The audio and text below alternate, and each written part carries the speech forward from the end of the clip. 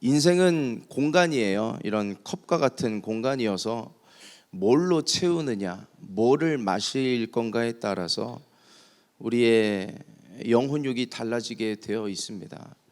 건강이라고 하는 것은 바로 나타나는 게 아니라 내가 1년 전에 먹었던 거, 5년 전에 먹었던 거, 10년 전에 먹었던 게 오늘 나타나는 거죠.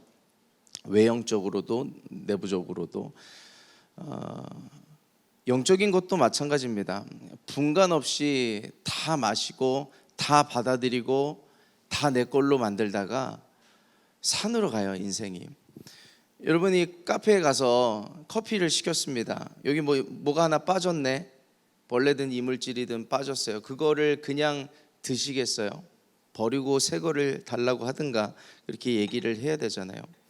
우리의 영혼에 필터링 없이 들어오는 그런 것들에 대해서 오늘 한번 분간되고 새롭게 되고 복음을 채울 수 있는, 말씀을 채우고 성경을 채울 수 있는 그런 시간이 되기를 소망합니다.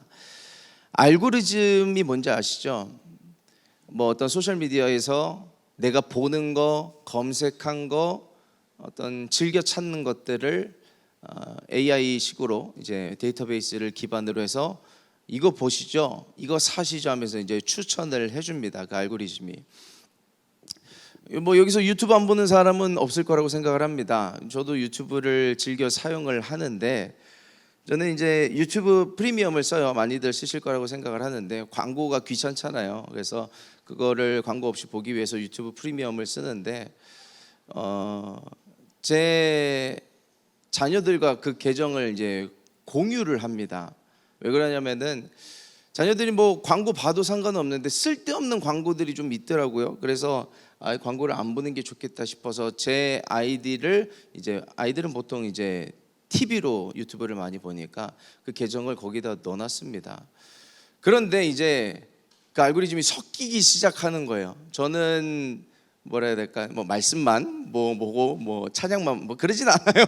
저도 취미가 있고 저는 이제 캠핑 좋아하고 커피 좋아하니까 그런 유튜브를 많이 보는데 어느샌가부터 게임 유튜브 막 올라오기 시작하고, 또 이제 애들이 좋아하는 그런 유튜버들 있잖아요. 이렇게 얼토당토하는, 장난치고 실험하고 그런 것들이 이제 올라오기 시작하는 겁니다. 그래서 그냥 냅둬도 상관은 없는데 이걸 한번 그냥 정리를 한번 하고 싶었어요. 그리고 이제 다시 청소를 하고 시작하려고 해서 시청 기록을 한번 싹 다 지웠습니다.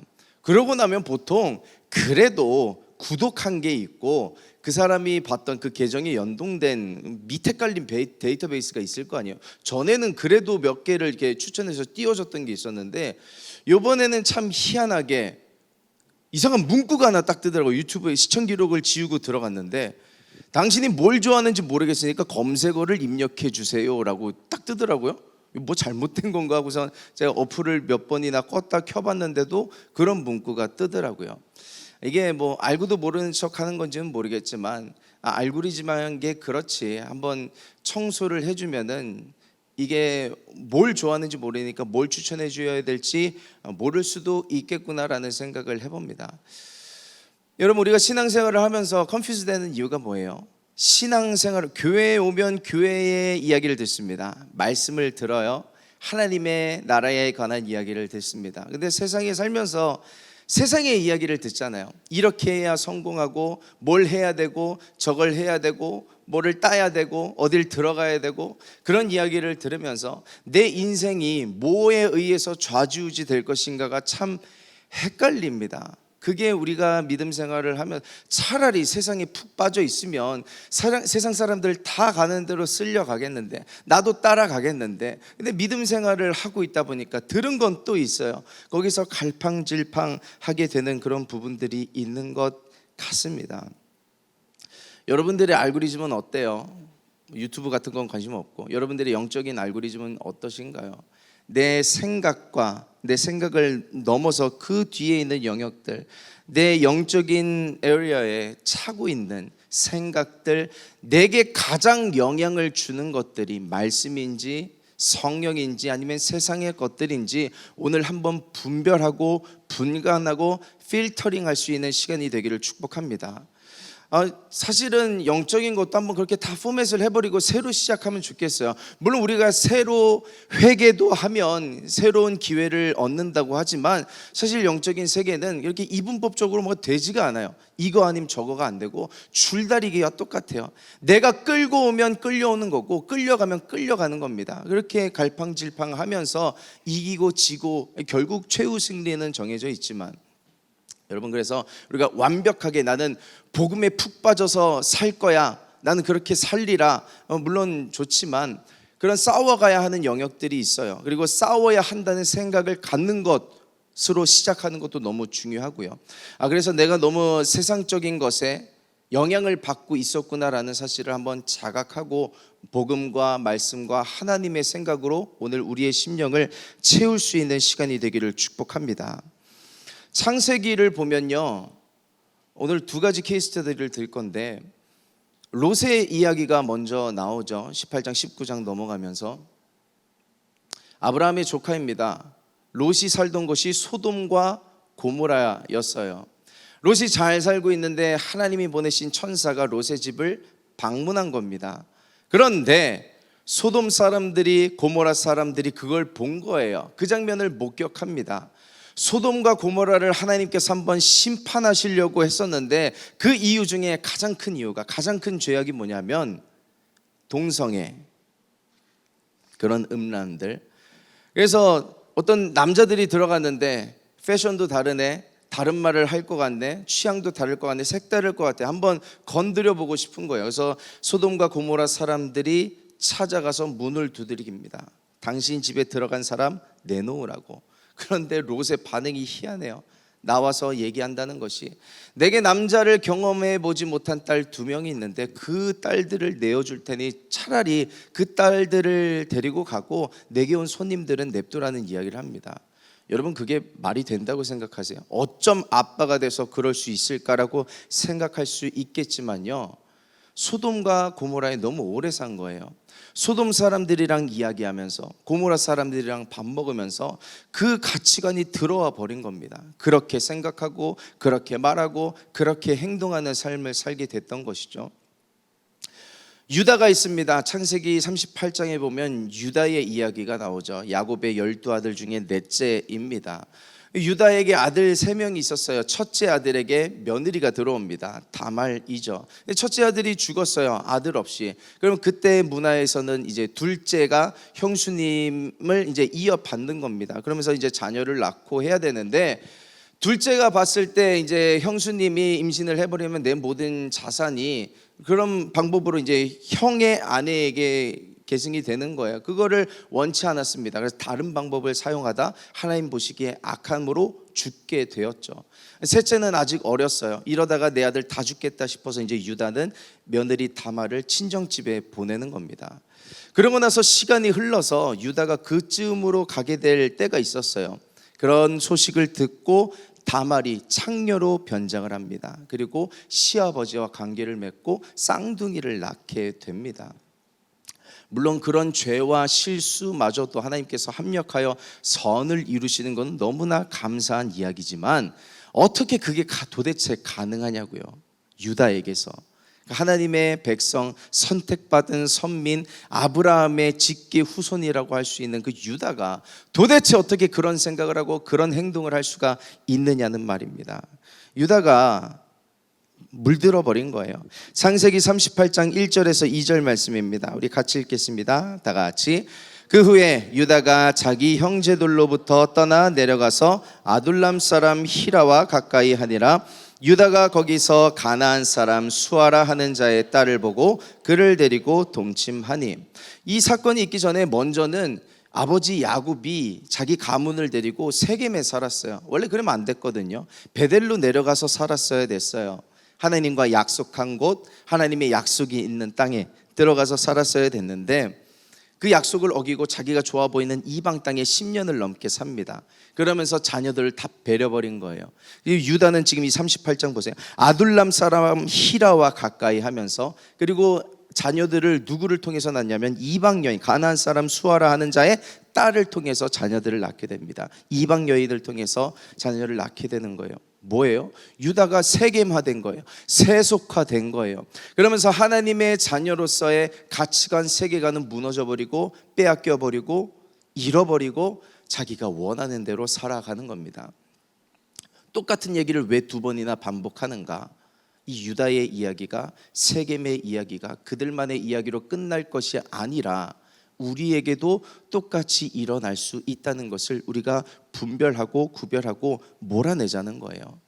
아까 음식 얘기했지만 오늘 먹은 게 내일 살찌지 않아요. 지난번에 먹었던 게 지금 드러나 있는 거지. 내게 들어와 있는 것들 있잖아요. 알고도 방치하는 것들 있을 거라고 생각을 합니다.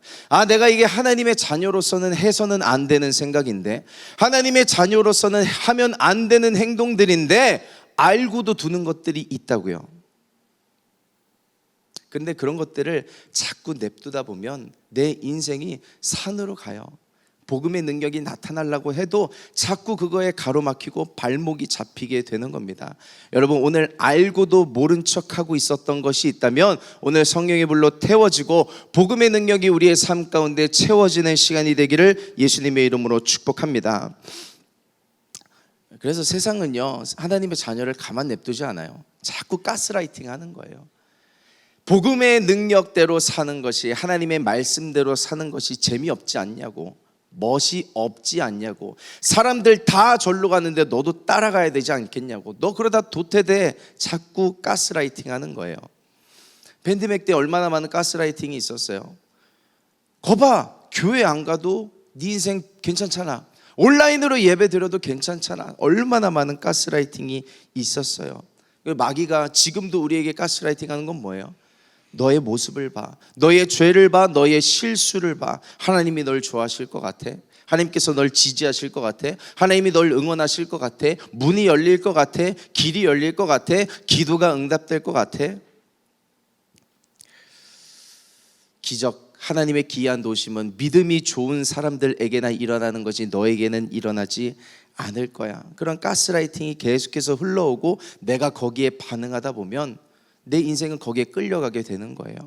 여러분, 우리의 인생 가운데는요, 내가 인정하건 내가 인정하지 않건 간에 복음이 담겨져 있는 줄 믿습니다. 여러분, 그 복음이 가려져 있어요. 원수마귀의 가스라이팅으로. 너는 안 될 거라고, 넌 그것밖에 안 된다고. 그 가스라이팅이 예수 그리스도의 이름으로 떠나가게 되기를 예수님의 이름으로 축복합니다. 이게 나를 갉아먹는 거예요. 내 가정을 갉아먹는 것이고. 여러분, 그래서 우리가 그 복음의 능력을 되찾아야 할 줄 믿습니다. 그래서 우리가 뭘 해야 되냐면 자꾸 들어야 돼요. 세상 말 자꾸 들으면 거기에 귀를 기울이고 반응하게 되는 것처럼 자꾸 말씀을 들어야 돼요. 방법이 없습니다. 믿음은 들음에서 나며 들음은 그리스도의 말씀으로 말미암느니라. 자꾸 말씀을 들어야 되는 겁니다. 아까 우리 콰이어에 섰던 형제 이야기를 잠시 했지만 이제 7주를 넘어서고 있어요. 전에 교회를 다녔었습니다. 신앙생활을 했었었는데 방학이 있었죠. 길었죠. 그러고 나서 이제 누가 오라고 해서 온 것도 아니에요. 그리고 이제 본인이 이제 물론 어머님은 이제 교회 우리 집사님 다니고 계신데 어머님이 오라고 해서 온 것도 아니고 본인이 한번 와보고 싶은 거, 인생이 그럴 때가 있잖아요. 그러고 나서 교회에 와서 예배 드리는데 물론 말씀도 듣죠. 근데 여러분들이랑 같이 밥 먹고 이야기를 하면서 세상 사람들이랑 뭔가 다른 거예요. 제가 이런 얘기를 나누진 않았어도 그런 변화가 일어나고 있다는 게 느껴집니다. 자꾸 교회에서 말씀드리니까 생각의 변화가 일어나고 가치관의 어떤 붕괴가 일어나고 또 다른 세계관이 세워지고 뭔가 나도 이들과 같이 살고 싶다는 그런 마음이, 열망들이 일어나는 겁니다. 여기 괜히 있었겠어요? 그렇게 일어나게 되는 거죠. 우리는 듣는 대로 변하게 되어 있습니다. 그래서 영적인 알고리즘은요, 질도 중요하지만 양도 중요해요. 예배에 어떻게든 목숨 걸고 나와서 졸든 뭐 깨어있든 뚜렷하든 뭐든 앉아있는 게 너무 중요한 것이 우리가 듣는 거에 따라서 우리 알고리즘이 변하기 때문에 그렇습니다. 여러분, 그래서 여러분들을 초청합니다. 우리 지금 매일 하고 있는 성경 읽기 모임이 있잖아요. 오늘 아마 어제 27장 읽었으니까 오늘 마태복음 28장 읽게 될 거예요. 내일부터 마가복음 1장을 읽으니까 내일부터 조인하실 분들은 마가복음부터 시작하시면 되는 겁니다. 조인해 보세요. 같이 읽으면 할 수 있어요. 그리고 지금 매일 기도 모임도 하고 있잖아요. 오늘 오기완 해갖고 오늘 기도 이제 완료했다고 이제 여러분들을 올려주시는데 같이 기도하면 할 수 있어요.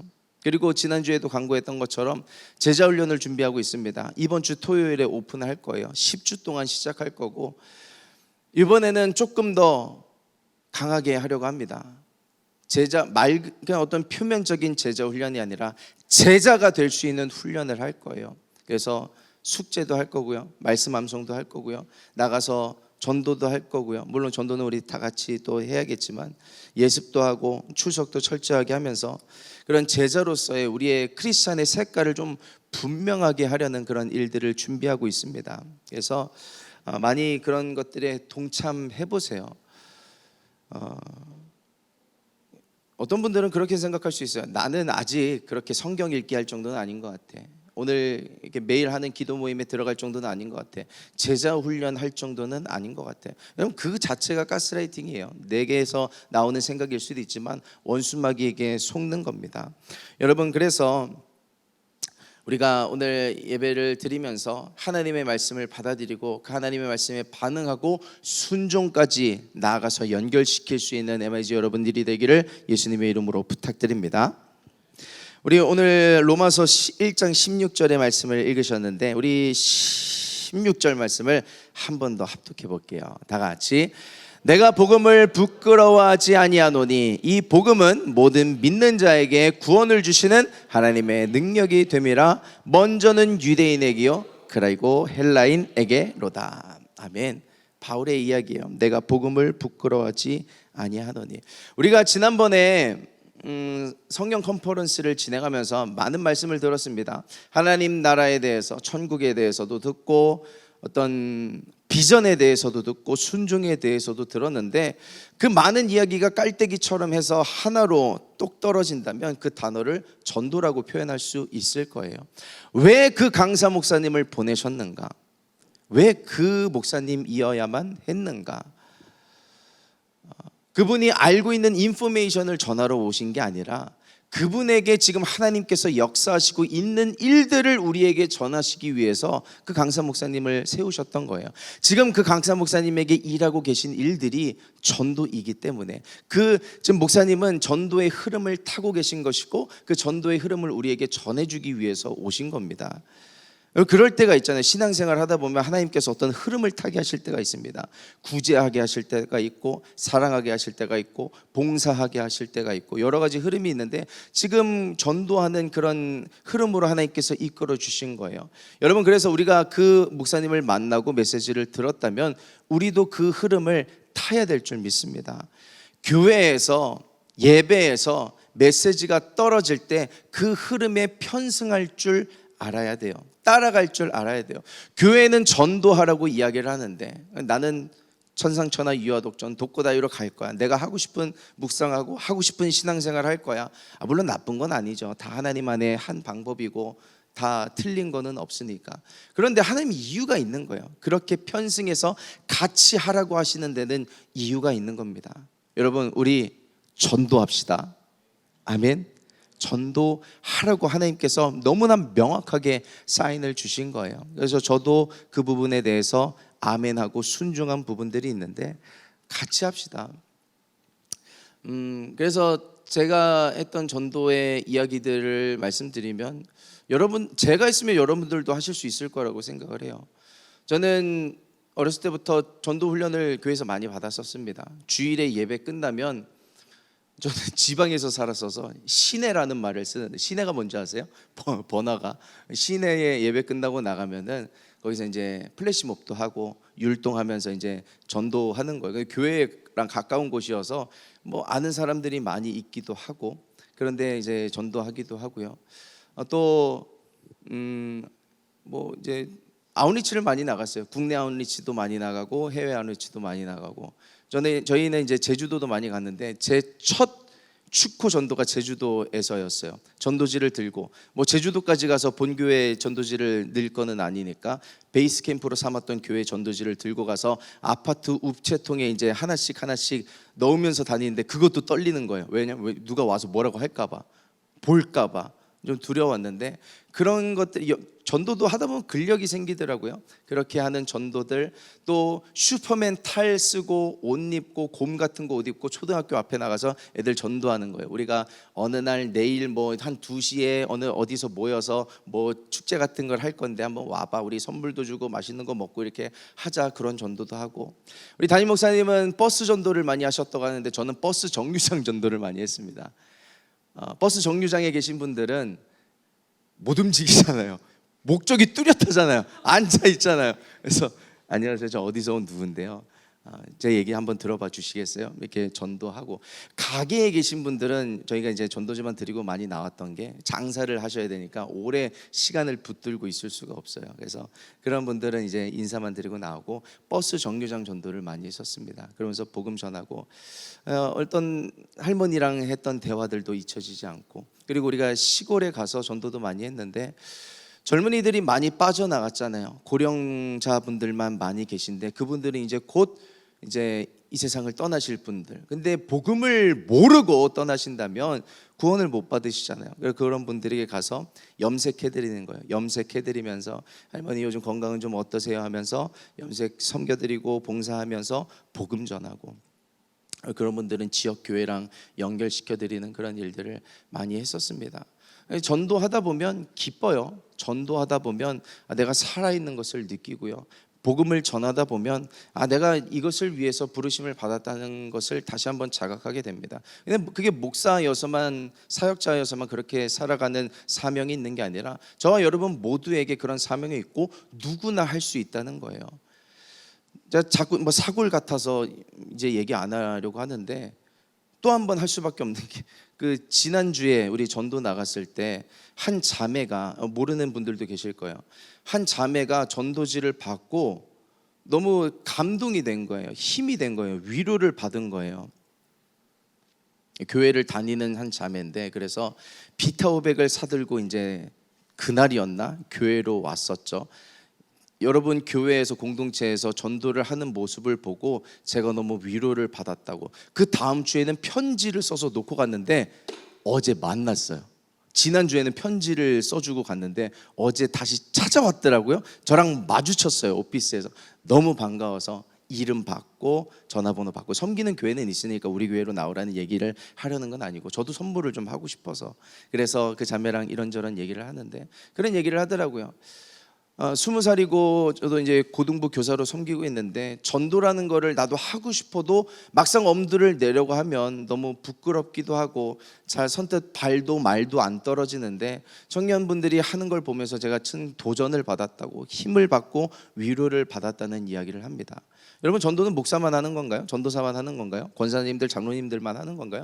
여러분 모두에게 사명이 있고 여러분 모두가 할 수 있다는 이야기를 하는 거예요. 복음에는 하나님의 능력이 나타나죠. 구원을 주신 하나님의 능력이 되면 먼저는 유대인에게요, 그리고 헬라인에게로다. 믿는 자에게도 그 전도가 힘을 줄 수 있는 거예요. 위로를 줄 수 있는 거예요. 그 기름 부음이 차고 넘쳐서 믿지 않는 자들에게도 퍼져갈 수 있는 것이죠. 제가 이번에 성회를 지나오면서 하나님 앞에 회개하고 다시 한번 결단했던 부분이 뭐였냐면, 이 대치동이 다시 보이는 거예요. 추수할 영혼이 너무 많은 거예요. 다 재수생들이고, 우리 지금 청년 공동체잖아요. 청소년도 많고 재수생도 많고 청년들도 많은데 너무 추수할 것은 많은데 일할 일꾼이 적도다, 없도다 하신 그 하나님의 말씀이 생각나서 너무 죄송하기도 하면서 그래, 전도를 다시, 물론 우리가 여태까지 잘못했다는 것은 아니지만 그런 하나님께서 흐름을 이끌어 가실 때 우리는 거기에 편승해야 할 이유가 있다는 것입니다. 지금 그들의 생각은 세상의 가스라이팅을 많이 받고 있잖아요. 물론 공부해야 할 때죠. 좋은 학교 들어가야 하고 그것이 그들의 인생에 있어서 어느 정도 어드밴테이지를 줄 수 있을 수도 있으니까. 그런데 그렇게 들어가면 다예요? 인생을 다 이뤘다고 행복이 시작되나요? 여러분들 다 대학 나오셨지만 대학 들어가면 또 다른 인생의 어려움이 시작되잖아요. 직장의 문제도 있어요. 그러면 이제 대학 졸업하고 직장 들어갔어요. 그러면 끝이에요? 아니요, 지금 결혼을 기다리고 있는 청년들도 많이 있고. 그럼 결혼하면 끝이에요? 아니에요.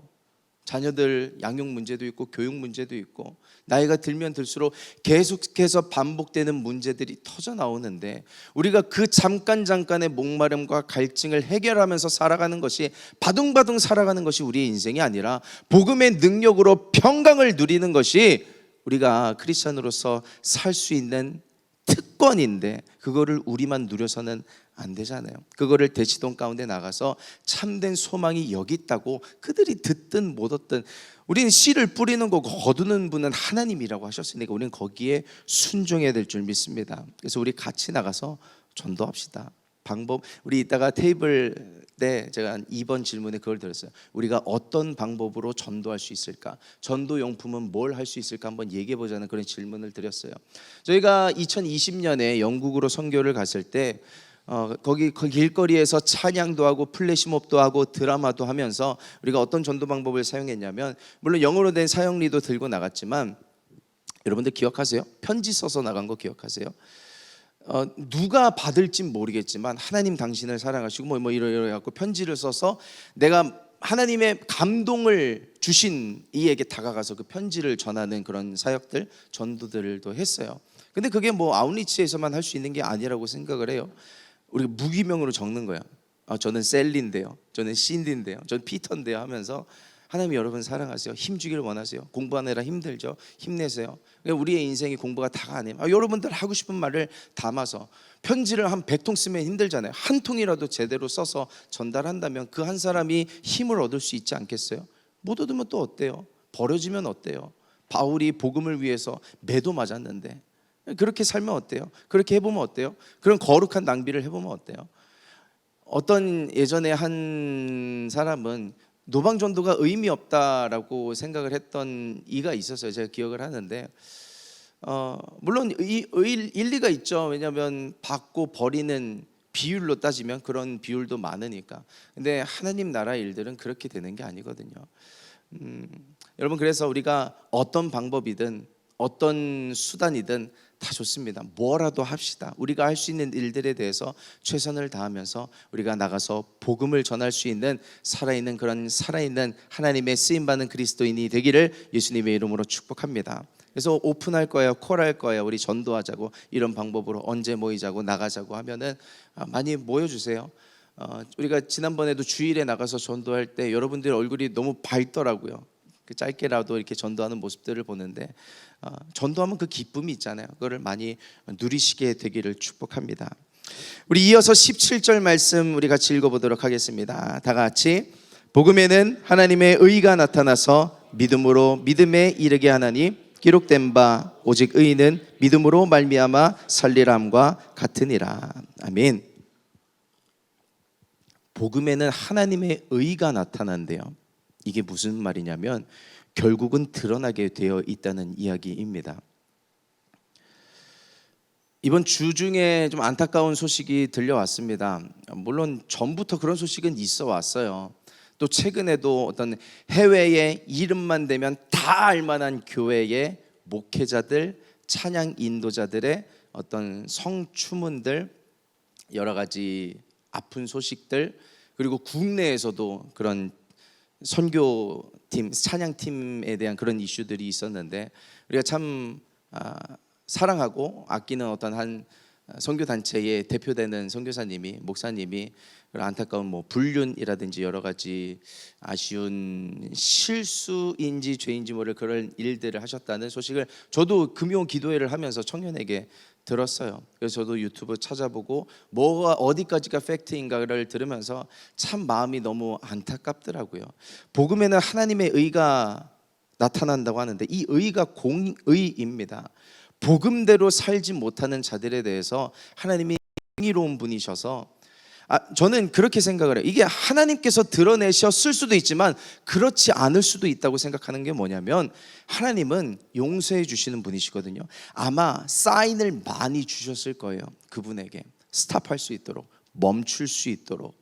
그런데 그거를 그 빨간불을 무시하고 계속 엑셀을 밟고 과속해 오시다가 뻥 하고 터진 것이죠. 그러니까 하나님이 드러내셨다기보다는 드러날 수밖에 없는 그런 상황이 되었다고 생각을 합니다.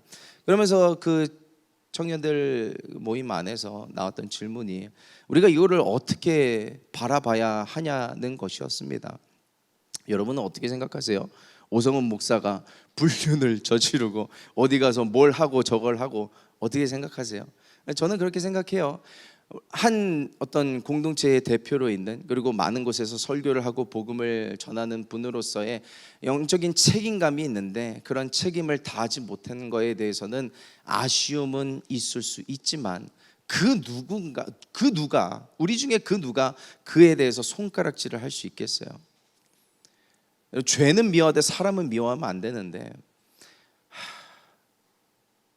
만약에 저의 모든 죄가 유튜브에 뜨고 여기에 LED에 다 보여진다고 하면 저도 아마 못 쓸걸요. 여러분은 쓰실 수 있는 분이 있을진 모르겠지만 저는 그렇게 생각해요. 사람은 살려야 된다고 생각을 합니다. 죄에 대해서, 그 가정에 대해서, 선교 단체에 대해서는 살려내야 하지만 죄에 대해서는 다뤄내고 사람은 살려야 되지 않을까라고 생각을 하는 거예요. 복음에는 하나님의 의가 나타난대요. 복음대로 살지 못하는 자에 대해서는 언젠간 드러나게 되어 있는데, 여러분, 이 메시지가 이게 끝이 아닙니다. 반대되는 개념이 또 있어요. 복음대로 살고자 하는 자, 말씀대로 살고자 하는 자, 어떻게든 하나님의 뜻에 발버둥 치면서 살아내고자 하는 자에게는 하나님의 의가 나타나서 하나님께서 책임지시는데, 믿음으로 믿음에 이르게 하나니, 내 믿음이 거짓이 되는 게 아니라, 땅에 떨어지는 게 아니라 믿음으로 믿음에 이르게 된다는 것은 그 믿음이 실상이 된다는 이야기를 하고 있는 거예요. 왜요? 복음에는 의의가 있기 때문에, 하나님은 공의로운 분이시기 때문에 나를 믿는 자들은 결코 내버려 두지 않으시는 거예요. 내가 하나님의 뜻대로 살겠다고 예배에 목숨 걸고 전도에 목숨 걸고 순종하면서 기도하고 제자 훈련하고 그 복음대로 살려고 하는 자를 하나님께서 그냥 내버려 두지 않으신다는 겁니다. 그 의의가 나타나서 믿음으로 믿음에 이르게 한다는 것이죠. 그래서 오직 의인은 믿음으로 말미암아 살리람과 같으니라, 이런 이야기가 나오는 것입니다. 여러분, 우리가 그 믿음이란 것이 하나님께 드리고 투자하고 심으면 그것은 반드시 돌아오게 되어 있습니다. 어떤 모양을 심든 어떤 마음을 들이든 하나님을 여러분들의 돈을 사용하시는 분이 아니시고 여러분의 열정과 여러분의 시간을 사용하시는 분이 하나님 아니세요. 돈이 없어서, 물질이 없어서, 사람이 없어서, 쓸 사람 없어서 우리를 애용 써먹고 버리시는 분이 하나님 아니십니다. 복음에는 하나님의 의가 나타나는데 하나님께서 책임지신다는 이야기를 하는 거예요. 여러분이 여러분의 시간을 들여서 헌신하는 마음으로 예배 가운데 오늘 나오셨습니다. 그거를 하나님께서 반드시 책임져 주실 날이 올 거예요. 반드시 그 의가 나타나게 될 것입니다. 여러분, 우리 한번 복음대로 한번 살아봅시다. 말씀대로 한번 살아봅시다. 오늘 사실 어버이 주일이거든요. 믿는 부모님을 두고 계시던 안 믿는 부모님을 두고 계시던 최고의 효도는 제자답게 사는 거예요. 예배자답게 사는 게 최고의 효도가 될 거예요. 정말 이건 두고 보세요. 내가 물론 인간적으로 해야 될 도리도 있겠죠. 그런데 내가 최선을 다해 하나님을 위해서 살아가고 예배한다면, 믿지 않는 부모님은 나 때문에 예수님을 믿고 구원받게 되실 거고, 믿음 생활을 하는 부모님이라면 그렇게 살아가는 내 모습을 보고 기뻐하실 거예요. 하나님께 감사하실 거고. 여러분, 그래서 오늘 주제를 복음으로 채우라는 그런 메시지를 여러분들에게 던지고 있는데, 우리의 그런 알고리즘을 한번 점검해 봅시다. 뭐가 채워져 있는지, 뭐를 따라서 살고 있었는지, 뭐를 쫓아가고 있었는지, 복음인가 말씀인가 세상의 가치관이었나, 우리가 그것을 분간하고 하나님의 말씀과 또 특히 전도하라는 사명을 우리에게 주셨는데 그것을 순종하기로 결단할 수 있는 오늘 시간이 되기를 예수님의 이름으로 축복합니다. 기도하겠습니다.